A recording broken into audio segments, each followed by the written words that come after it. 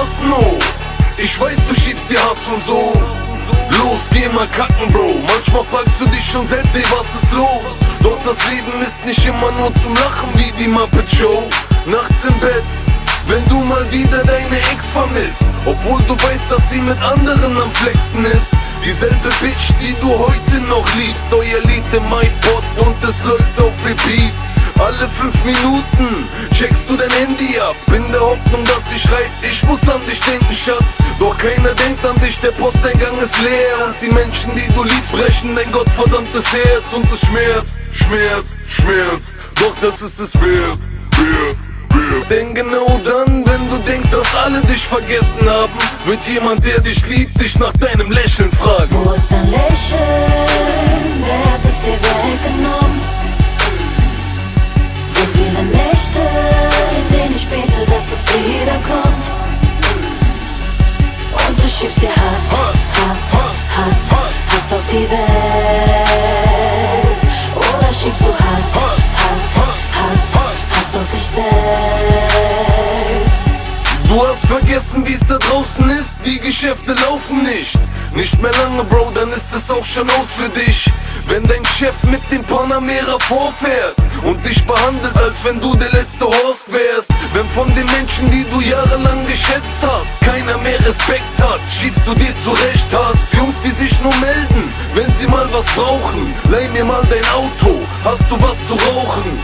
Wenn sich sogar beste Freunde aus dem Staub machen, die nur weil Gentropfen nicht mehr alles taub machen. Du verrückt wirst vom alleine aufwachen. Allerhöchste Eisenbahn, du musst aufpassen. Langsam wirst du alt. Da draußen ist es kalt. Und genau dann, wenn du denkst, das hier sind deine letzten Tage, wird jemand, der dich liebt, dich nach deinem Lächeln fragen. Wo ist dein Lächeln? Wer hat es dir weggenommen? So viele Nächte, in denen ich bete, dass es wiederkommt. Und du schiebst dir Hass auf die Welt. Oder schiebst du Hass auf dich selbst. Kein Hallo, kein Wie geht's dir, nicht mal eine SMS. Und dann fragen sie noch, warum ist dein Lächeln weg? Jahrelang behandelt worden wie der letzte Dreck. Und dann fragen sie noch, warum ist dein Lächeln weg? Halte durch, denn die Zeiten werden besser. Denk an deine Mutter, deinen Vater, deine Schwester. Genau dann, wenn du denkst, besser wird es nicht, kommt jemand vorbei und zaubert dir ein Lächeln ins Gesicht. Wo ist dein Lächeln? Wer hat es dir weggenommen? So viele Nächte, in denen ich bete, dass es wiederkommt. Und du schiebst dir Hass